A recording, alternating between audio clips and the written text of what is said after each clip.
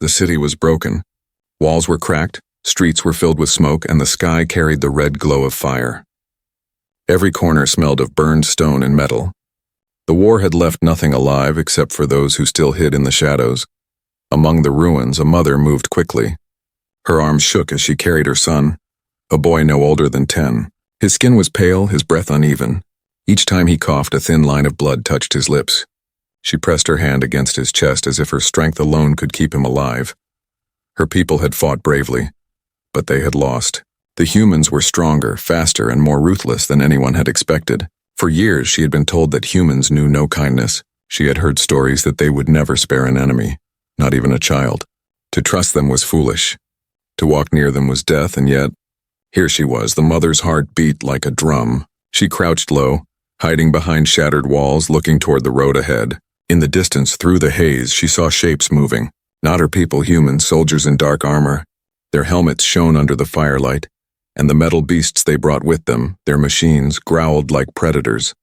Her son stirred in her arms. His eyes half opened, then closed again. She whispered, "Stay with me, my child. Just a little longer." Her mind fought with itself. Do I dare? Do I beg the enemy? What if they shoot us both? But another voice in her heart answered back, "If I do nothing, he will die anyway." She remembered the last words of her husband before he was taken by the war. Protect him. No matter what, protect him. Her feet felt like stone as she moved closer. The rubble crunched beneath her steps, and each sound made her flinch. The soldiers might hear her. They might turn their weapons. Her hands tightened around the boy, shielding his body as if her arms were a wall against bullets. The humans came nearer. Their voices were sharp, commanding, but she could not understand their language. She only caught fragments, short words, cold sounds. She felt like a mouse walking toward lions. Finally, she stepped out into the open. The ruined street stretched before her like a stage, and the humans stood at the far end watching. One soldier raised his weapon instantly. Another shouted something she did not understand. The air turned heavy, charged with danger. Her knees trembled, but she forced herself down. Slowly, carefully, she knelt on the ground, holding her son up so they could see his weak face. Her voice cracked, broken by fear and hope. "Please," she said, though she was unsure if they understood.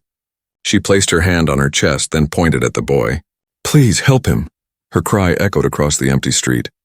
The boy coughed again, and the sound was small, almost fading. For a long moment, nothing moved. The humans did not lower their weapons. Their helmets hid their faces. To her, they looked like statues of iron, built only for killing. She thought, this is the end. They will fire, and no one will ever know I tried. But then one figure stepped forward. He was taller than the rest, his armor marked with symbols she did not know. He lifted one hand and the soldiers froze. He came closer, his boots striking the stone, each step slow but steady. The mother pressed her forehead to the ground. Tears fell freely now, dripping onto the dirt. "Mercy," she whispered. "For him." "Not for me. For him." The officer stopped only a few steps away.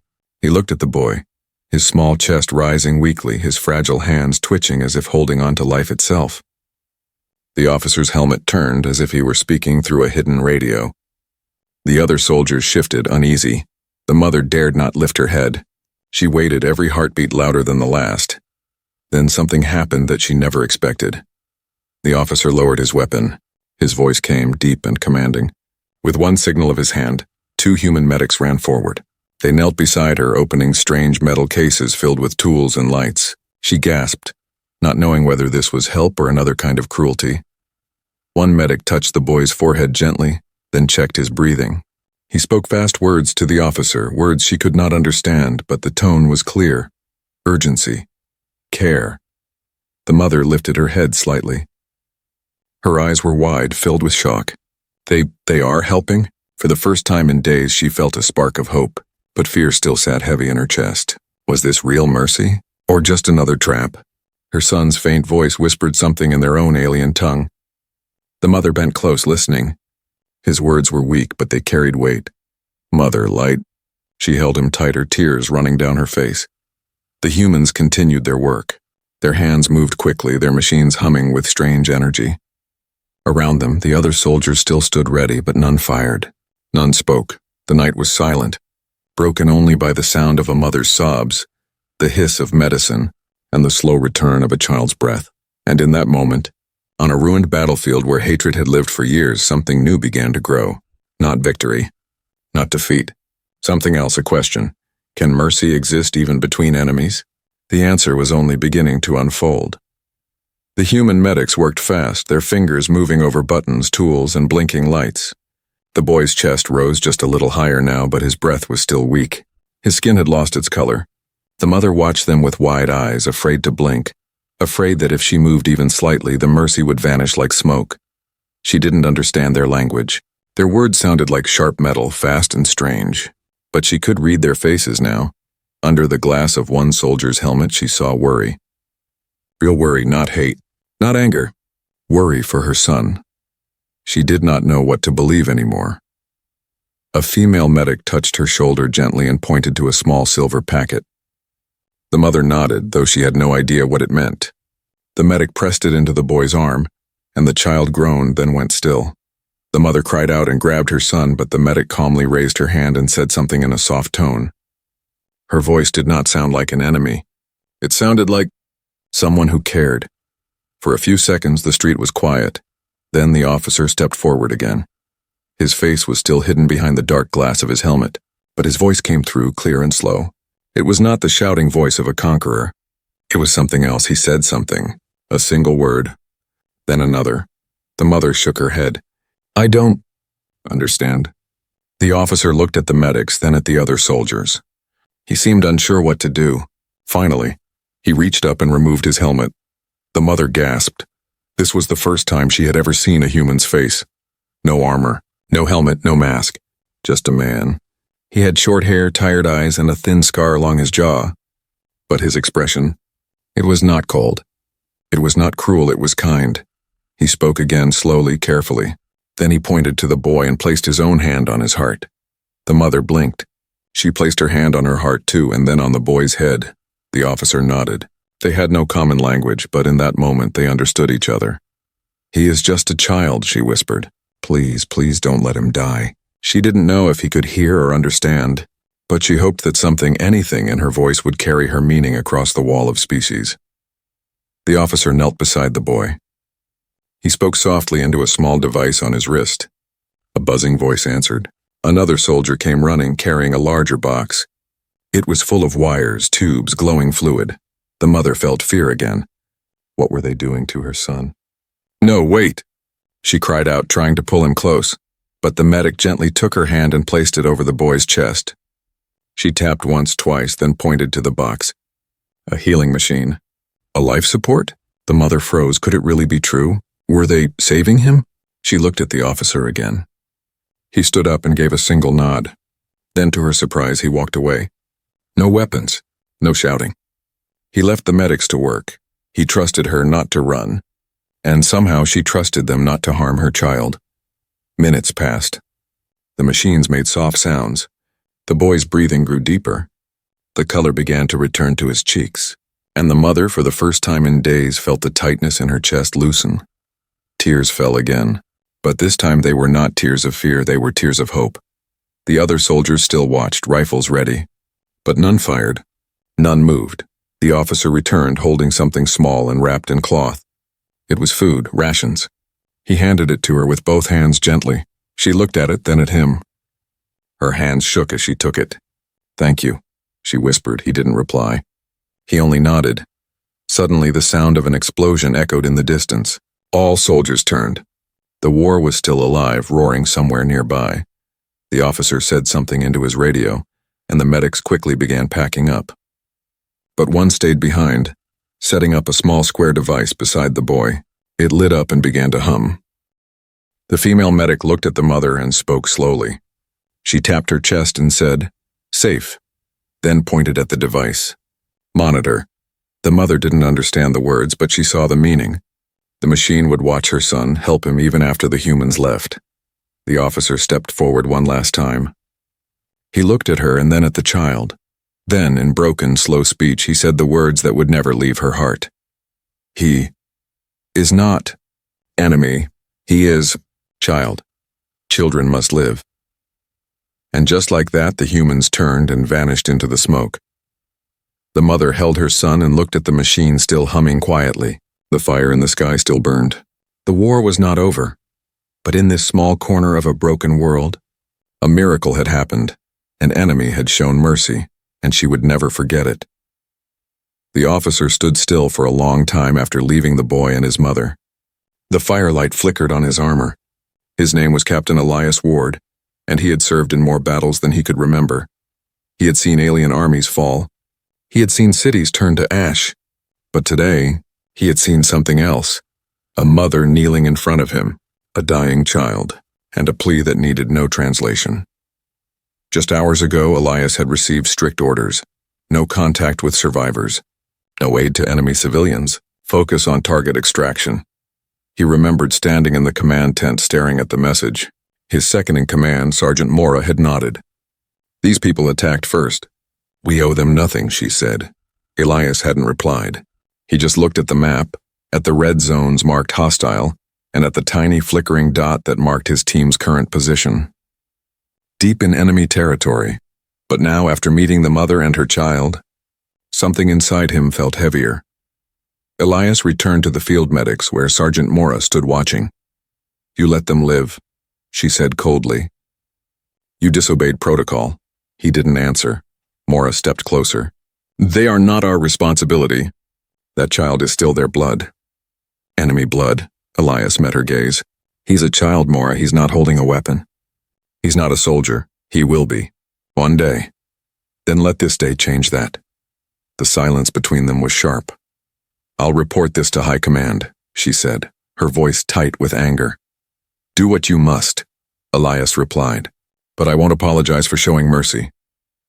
High above the street, hidden between broken towers, 2 alien scouts watched everything. Their armor was old and scratched, their weapons weak, but their eyes burned with hate.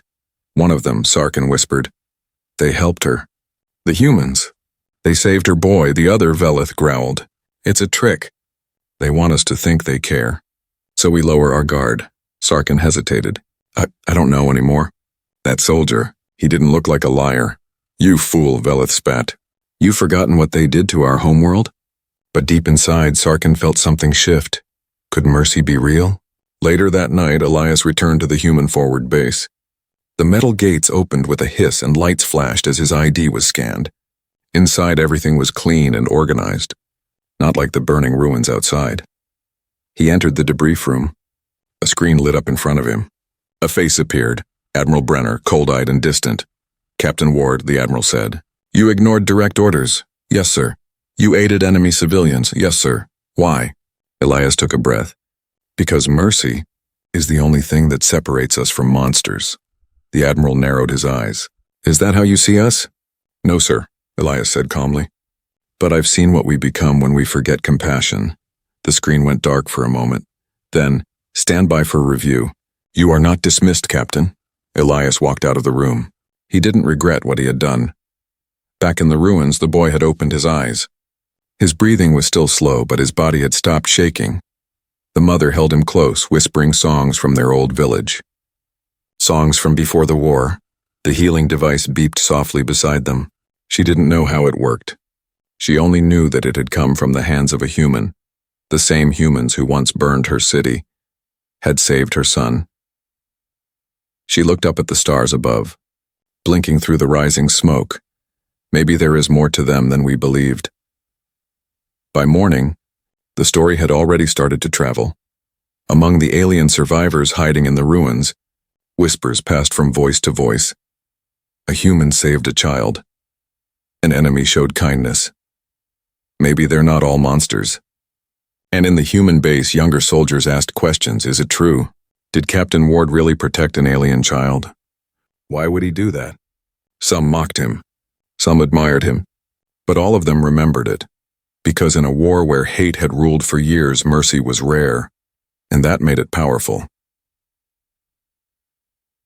Captain Elias stood alone outside the camp walls, watching the sunrise. The sky was pink and quiet now. For a brief moment, there was no gunfire, no screams. He thought of the mother. He thought of the boy. He thought of his own sister who had died in a bombing years ago, another child, another war. I couldn't save her, he whispered. But I saved him, and somehow, that mattered. The decision to show mercy may break orders, but it can also break the endless chain of hate. And sometimes one small act can echo louder than 1,000 bullets. The small machine beside the boy blinked with soft blue light. It gave a quiet hum pulsing with life. It wasn't loud, but to the mother it sounded like hope itself. She sat beside her son, wrapping her arms gently around him. His chest rose slowly, but it rose. He was breathing. For the first time in days, she allowed herself to breathe too. The boy's name was Oren. He had once been full of laughter, always asking questions about the stars. But war had taken that smile away. Bombs, hunger, and fear had replaced his childhood with silence. But now, that silence was breaking. Oren's eyelids fluttered. Slowly, his eyes opened just a little. His gaze was weak, confused, but his lips moved. The mother bent down quickly, her heart racing. "Oren, I'm here." "I'm here, my child," she whispered. Oren looked up at her and spoke softly. "Is it over?" She smiled through her tears. "Not yet, but you are safe. For now." He looked around at the healing machine. "This not ours?" She hesitated. "No, it was given by them." He blinked. "The humans." She nodded. Oren didn't speak for a moment. Then he said, "They helped?" "Yes," she said gently. "They helped. When no one else would." She looked at the machine again. It was so advanced, far beyond her people's tools. The screen showed symbols she didn't understand, but it glowed calmly. It was keeping Oren alive. Her people had taught her for years that humans were monsters, creatures of fire and war. They had destroyed cities, stolen planets, and shown no mercy. But now, she thought of the human officer's eyes, the way he removed his helmet, the food he gave her with both hands, and she asked herself again, were we wrong? As the sun rose behind the broken towers, a figure crept closer. It was Sarkin, the alien scout who had watched from above. He had returned alone without his partner. His weapon was slung across his back, unused. He didn't come to fight. He came to understand. From behind a cracked wall, he watched the mother and child. He saw the healing machine. He saw the boy breathing. He felt something strange in his chest. Not anger, not fear, it was wonder. Could this really be true? He whispered. Could a human save a child just because it was right? Inside the command tent, Captain Elias Ward stared at the message on his screen. Your decision is under review. Final judgment pending. His rank, his future, his honor. Everything was on the line, but all he could think about was that small boy with pale skin and quiet eyes. What if we all showed mercy just once? He asked himself. Sergeant Mora stood behind him. She still disagreed, but she no longer looked angry. He would have died, she said quietly. But he didn't. Elias looked at her. And maybe that will change something.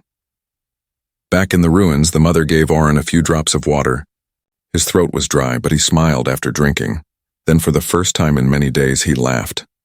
It was a small, weak laugh, but it was real. The mother's heart broke and healed at the same time. She touched his cheek.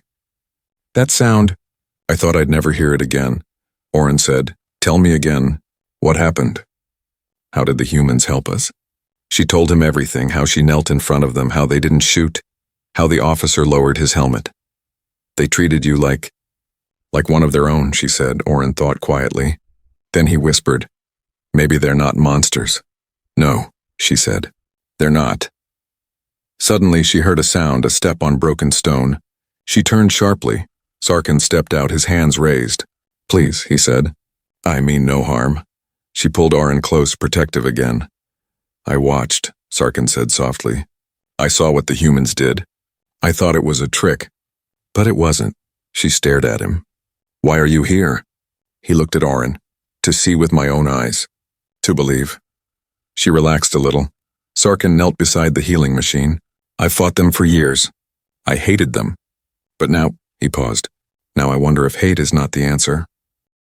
That moment, 3 aliens from the same broken race, sitting together beside a human-built machine, was the beginning of something no war could erase. Hope.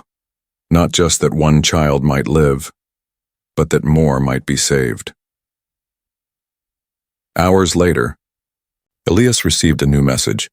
Captain Ward, due to testimony from your team and video reports, no punishment will be issued. Your actions are considered morally justified. Underneath, another note. Proceed with caution, but proceed with compassion. Elias smiled. He had feared losing his rank, but instead he had gained something better, a chance to change the story. One act of mercy healed more than a child. It began to heal a world. The war still burned, but in one quiet place the fire of hate began to fade. And where hate dies, peace is born. The war had not stopped. Far from it. Above the clouds, warships still roared through the sky. Across the broken lands, battles raged between alien fighters and human soldiers. Missiles flew. Explosions lit up the night, but something else, something invisible, was spreading faster than fire. Story, whispers, a rumor born in the ruins of one city and carried from mouth to mouth like a secret wind. A human captain saved an alien child. They helped the enemy. They chose mercy. At first, most did not believe it. Others laughed. But some listened, and those who listened began to wonder. Sarkin returned to his hidden outpost where a small group of alien civilians still survived in the tunnels beneath the ruins. They were tired, hungry, and full of fear. No one trusted humans, not after what had happened to their cities, their homes, their families. Sarkin entered quietly, holding up his empty hands. The elder, a thin woman with tired eyes, frowned at him. "You left your post," she said. "You disappeared." "I watched the humans," he replied. "I saw something different." The others gathered around, curious. He told them everything, about the boy Oren, the mother, the healing device, the human officer who removed his helmet and showed his face. He ended with one simple sentence. They did not kill. They saved. The room went silent. No one clapped. No one cheered. But in that silence, hearts began to shift. In a separate part of the planet, a young alien soldier named Tellin sat beside a campfire with his squad. They had just returned from another lost battle. Supplies were low. Spirits were lower. One of the older fighters tossed a metal can into the fire. "The humans will wipe us out, just like they did to the Western colony." Tellin, quiet until now, said, "Not all of them." The others turned. "I heard a story," he said slowly, "about a human captain. He saved a child, an enemy child." "Lies," another soldier muttered. "Maybe," Tellin replied. "But what if it's not?" The fire crackled. The soldiers said nothing, but none of them forgot that question. Captain Elias receives a message back at the human base. Captain Elias Ward sat in his command tent reviewing reports. His reputation had changed. He was no longer just a soldier. Now many saw him as something else, something dangerous to both sides, a symbol of change. Suddenly a message came in. It wasn't from his superiors. It came through an unsecured channel. He opened it. A voice spoke in broken English. "Captain Ward, I am called Sarkin. I saw what you did. I want to talk." Elias sat forward. He didn't reply right away. It could be a trap, but deep inside he believed it wasn't.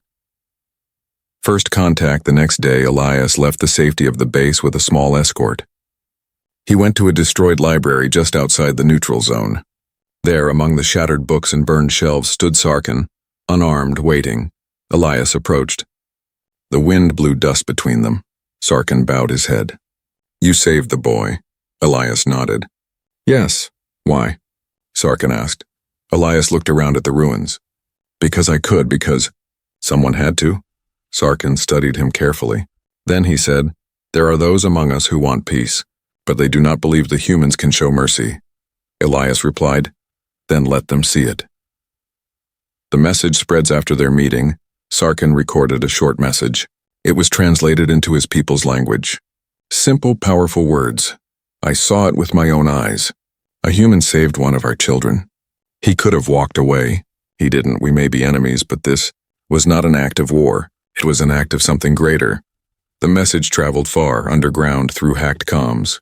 On printed notes passed between soldiers, civilians, refugees. Some still called it fake. But some, just enough, believed. And belief is a dangerous thing in a war built on hate. Oren stands days later. Oren stood on weak legs, leaning against his mother's side. The healing machine had done its job. He was alive. Still tired, still recovering, but alive. Oren looked up at the sky and asked, "Will the war end, Mother?" She didn't answer right away. Then she said, "Not yet." "But something has changed." "What?"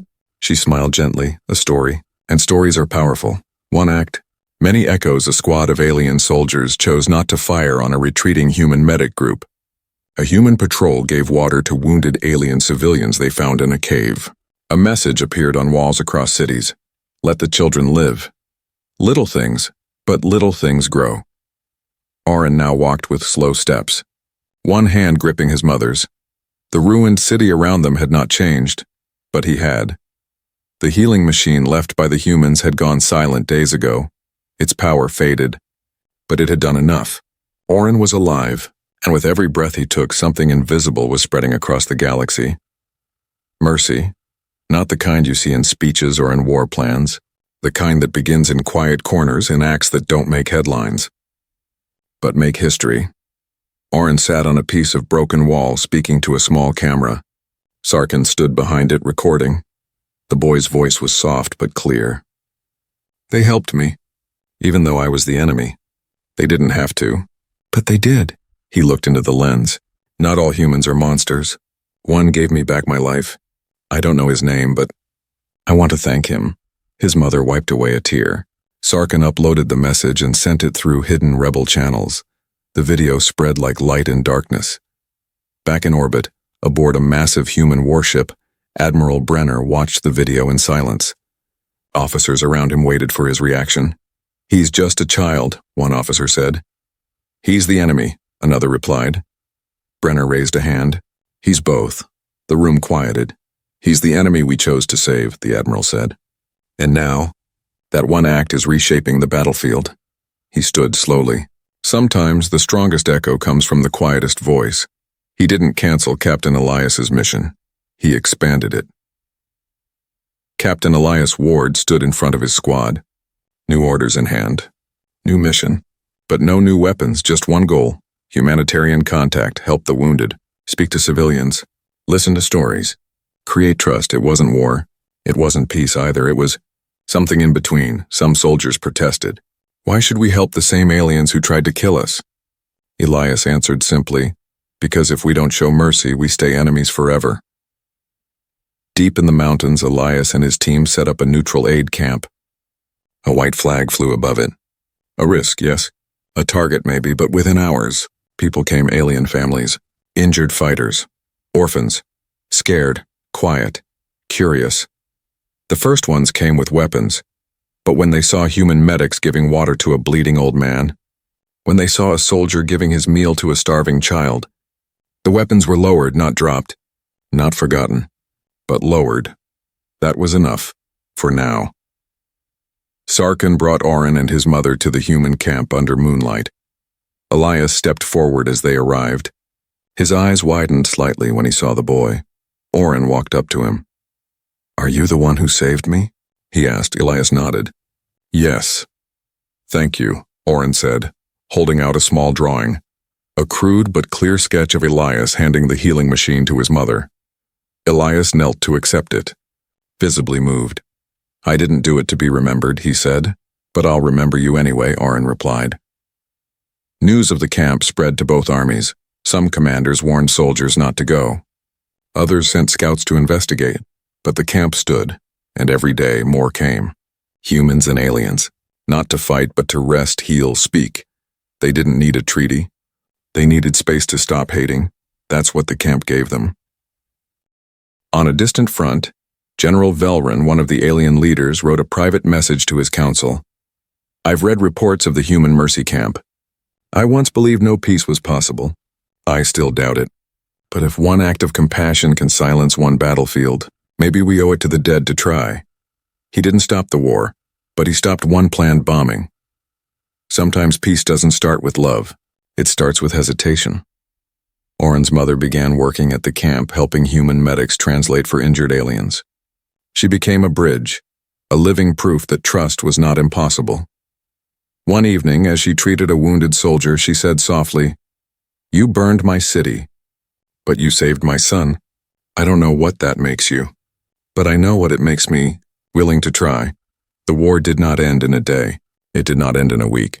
But something inside it broke, not a city, Not a weapon, but the cycle. The cycle of hate without reason, of fighting without pause had cracked, and through that crack, something rare began to grow. Understanding. Oren's story reaches the stars. Oren's video message, simple, honest and quiet, traveled beyond the war zone.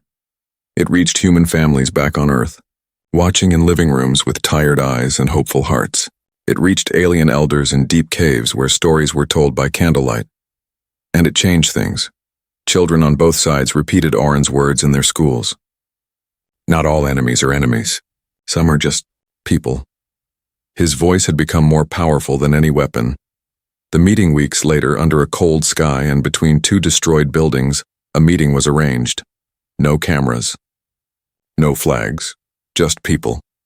Captain Elias Ward stood on one side, wearing no armor, only a plain black jacket with no rank symbols. On the other side stood General Velron, the alien leader who once called all humans the poison of the stars. Now he came without guards, just his walking stick and a tired look in his eyes. Between them stood Oren and his mother. Velron looked down at the boy, alive and strong.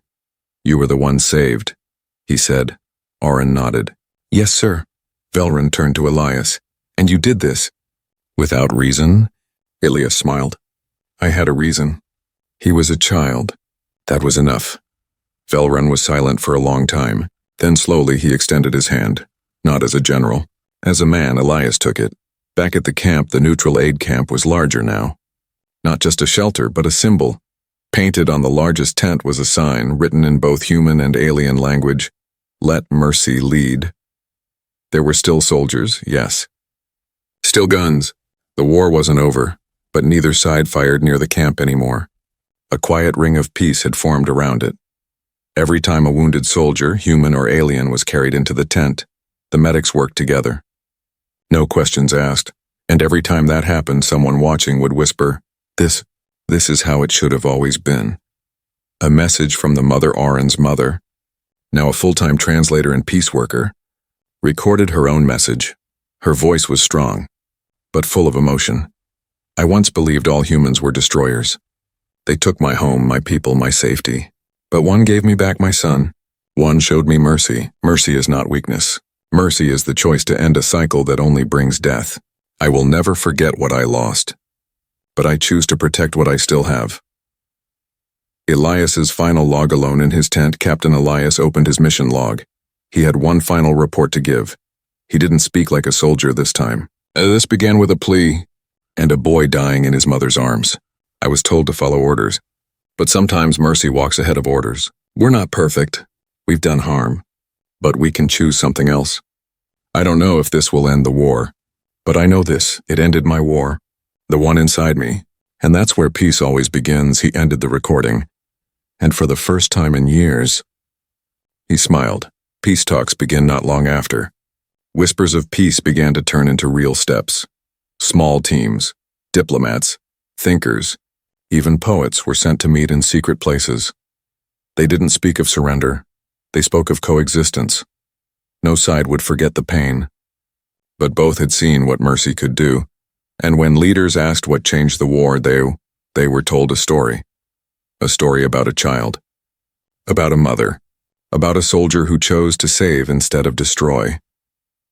On a new day, far from battlefields, Oren stood in front of a group of children, human and alien. He held a small stone in his hand. It was smooth, round, and painted with a simple image, two hands reaching for each other. "This," he said, "is what saved me." Not the stone, but the idea. The children listened. Oren placed the stone in the center of the circle and smiled. "Let's build a world where this is our first weapon." The children clapped. Some laughed. Some simply stared, but all of them remembered,